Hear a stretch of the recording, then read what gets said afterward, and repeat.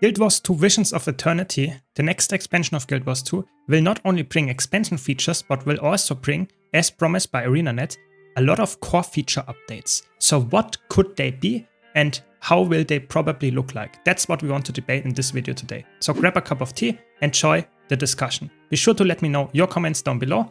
As always, special shout out to all my dear supporters on YouTube, Twitch and Patreon that help me keep the lights on. And now, without much further ado, let's jump straight in. So I have multiple points here. Of course, this is just my prediction and my educated guessing. I could be completely off. And I have to be honest, I sorted them somewhat with more likely ones in the beginning and some more crazy ones at the end. So be sure to watch the whole video if you want to see every single prediction that I have here. Now, let's start with the first one. I personally think giving us some kind of infusion wardrobe.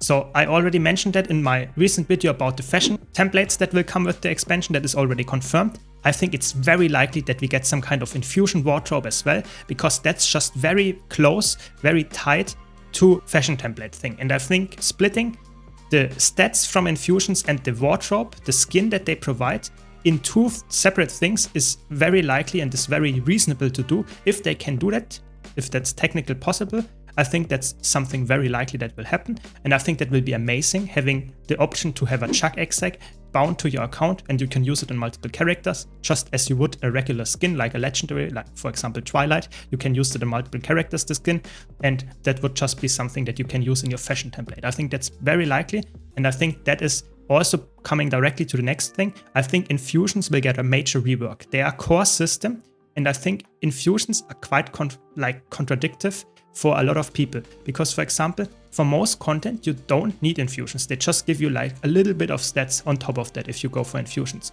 There are different infusions for World vs. World and for PvE, and for PvE the infusions you actually only need the PvE infusions for fractals, because you need the agony. But you could easily use the stats from the World vs. World infusions in PvE as well, which most people do because it's actually quite cheap. In contrast to the PvE fractal infusions, they are quite expensive.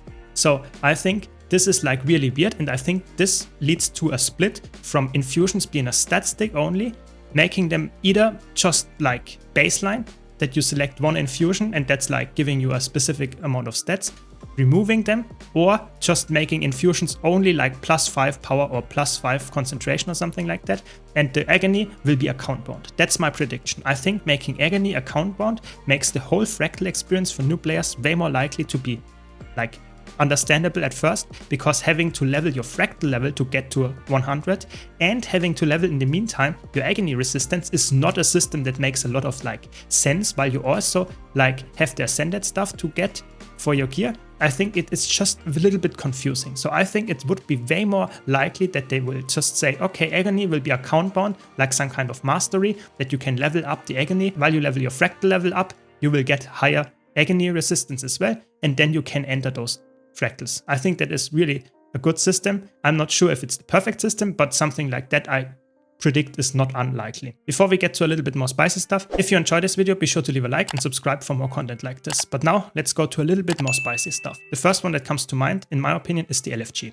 I think the LFG, I made a full video about why the LFG in Guild Wars 2 needs a rework and is outdated. Be sure to check it out here. But I personally think this is something that is very necessary, that they make that possible, especially with the raid and strike rework that we will get. But personally, I think this is something that might be very challenging for them, because how could you make some kind of duty finder or something like that, where you just press one button and you auto queue into some kind of pre-made team? That is not very likely to be very easy to implement in Guild Wars 2, because you have alacrity heal, you have quickness heal, you have offensive supporter, you have DPS, and on top of that a lot of raid bosses have, for example, a tank, or you have a specific mechanic like a kiter. Sometimes on Doom you even have some kind of green mechanic, and all of that has to be assigned beforehand to make a group composition. So I think it's quite unlikely that we'll get that for raids, or maybe I'm just too much of a skeptic here, but I personally think that seems very hard to implement. But maybe like it happens, it would be amazing. I think that's just one thing that is very important to get for the new player experience and just the ease of you getting into raids and strikes and stuff. But the whole getting raids and strikes together is obviously a already confirmed core feature that we will get, and I'm really excited to see how that one turns out. But I'm really like hoping that the LFG will also get some rework as well. So the next up on my point here is underwater. I mentioned it a lot in my stream, but the next expansion looks a little bit more water-like heavy, because you get the skimmer as the featured mount, which is the water mount. We get islands, which is also obviously quite close to water all the time. I think there will be some underwater combat. But underwater combat got a little bit like neglected over the last 10 years, I would say. There was some underwater content in some maps, but they never did update it for the most part. A lot of elite specs like Mechanist or Renegade, they have really scary underwater attacks and not existing, and it's really, really weird. And I think that needs some kind of rework if they want to implement a lot of underwater content in the new expansion. I think you can't get it right. There are always some people say, that's not good, we don't want underwater content, it's bad for the game. Then there are some people, we have to fix that, that's really important. That's I think for the developers, you can't get everyone. And I think the problem that they have with underwater, why it's in my opinion quite hard to make that happen, that it's a really good thing to have in the game, is that you not only have to fix old stuff, because then people say, why did you fix old stuff, we didn't get any new content. They always have to bundle it together, fixing the skills underwater while also bringing out new content that is actually underwater. You can't expect someone to go back to maps where you have a lot of water, like Straits of Devastation, to actually experience the new skills. I think it's very likely that if they would do underwater combat rework, because it's the underwater expansion or something like that, we will also see new underwater combat. And with that, I also want to mention the next topic, because that's a hot take, but I think that might be actually happening. It's confirmed that we get multiple legendary weapons with the next expansion. My hot take is there might actually be some underwater weapons coming, because for example, Trident and Harpoon Gun, having just the core legendary, that's it. Spear has 2, but the other 2 don't have any other than the core legendary. And I think that could actually be at least 1 or 2 of those legendary weapons could be the Trident and the Harpoon Gun. I'm not sure if they really go that route, because I think not a lot of people would be interested in making them, because it's underwater and we don't use it that often. But I guess that could happen. And now my even hotter take comes in here, to be honest. They mentioned in one blog post that there will be 3 weapons coming. And in their webpage, I think they mentioned only 2 weapons coming. So what is it now? I think the last one, that could be a very hot take, to be honest, but the last one might not be a weapon in the classical sense, but it might be a fishing rod. Yes, you heard that right. I think there could be a legendary fishing rod coming. So that's not a weapon that you equip, but it's something that you equip to hunt fish. So it's a weapon somewhat. So I think that's why they couldn't maybe not decide. Maybe I'm interpreting too much here. Maybe it just was a spelling mistake or something. But I think a fishing rod, a legendary one, could also be coming. I don't know if that's true, if they really want to go that route, but I think that's an interesting take. But it could also be that we just get the most used weapons like sword, staff, and greatsword maybe as legendaries, just another generation after. That could happen as well. This is just like my prediction here, that there are some weapons coming that we didn't have yet as a new legendary in the past. How it will be split, I don't know. So I'm not sure if the legendaries will be core features or if they will be bound to the expansion. Probably they will be bound to the expansion, but some of them could also be core. We will see. But I think it's quite likely that those will be coming with the expansion and will be only acquirable through the expansion. So it's not really like core features, but I think I just wanted to mention it here as well in this prediction. And we don't know how it will be split, if we get 2 in the beginning and then the last 4 will be split over the next 3 updates, or if it's like split in the beginning 3 and then it will be 1 in each update after that. We don't know. It could also be later that it's just 0 or 1 in the beginning and then we get the 5 after that. We don't know. We will see. Second to last prediction or point that I see here is reworking old content. The core feature includes old content. So I actually see that they rework the Saitan fight. A lot of people always ask for that. Maybe that will happen. Maybe it will be coming into a fractal or something like that. Maybe they will rework fractals in a sense that you have tier 5 fractals on top of that, because challenge modes actually get quite long nowadays. So you have multiple challenge mode. There will be another coming. So maybe there will be like tier 5 on top of that, and that will be only challenge modes. That could also happen.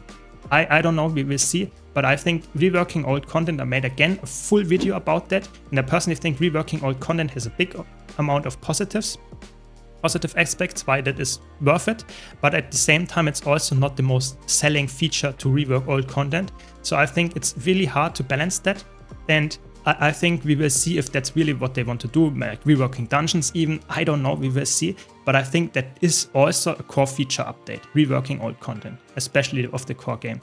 But I also expect, for example, reworking fractals. So for example, Solid Ocean Fractal comes to mind at first. I would say it's a very old school, outdated Fractal that is not like the most fun one, and hopefully they will take a look at that and just make it a little bit more streamlined and a little bit more fun, and not be like just this weird waiting game with the Jade more. That hopefully comes as well in the like rework of old content. I think I could see that, but again, this is just my prediction. As I mentioned, let me know your takes in the comments down below, because I might have forgotten like crazy good points and just didn't see them coming. So let me know their takes. And the last one, that's the hottest take I would say of all of them. I could see one of the biggest features they could implement as the core features would be attack or skill skins. So that, for example, the Mechanist currently is in Jade Green. So why not making it an item, some kind of like wardrobe for skins, for skills and attacks. So for example, why not make the mech orange or make it like blue, whatever, just not in this green, for example, and sell this either in the gem store or even earnable in game. That would be, in my opinion, a huge like money generator for ArenaNet, because a lot of people would like to change their skill attack skins and would play classes that they played for 10 years just because they had a different animation now. I think that's really cool. I could see that happening. I'm not sure if they can implement that, because probably if they could, they would probably already have done it, but a guy can dream. I would really hope to see some kind of icy meteor shower or something skin that would probably only be for you, and your allies wouldn't be able to see it, so that it's not like completely crazy in World vs. World and PvP. But in PvE, maybe you still can see it if you don't deactivate the setting or whatever. I can see that happening. I think that's too difficult to implement, but that would be an amazing feature as a core feature to come. I think a lot of people would be hyped about that, especially the mech one that I just mentioned, but there are way more than that that could fit that rule. I just would be very hyped about that. But that's my predictions or my like hopes for the core feature updates. Like I said, let me know your takes in the comments down below. I hope you enjoyed this video. If you did, be sure to leave a like and subscribe for more content like this. Keep an eye out on future videos about all the news about Visions of Eternity. Thanks a lot for watching. Thanks again to all my supporters, and I hope to see you all in the next video.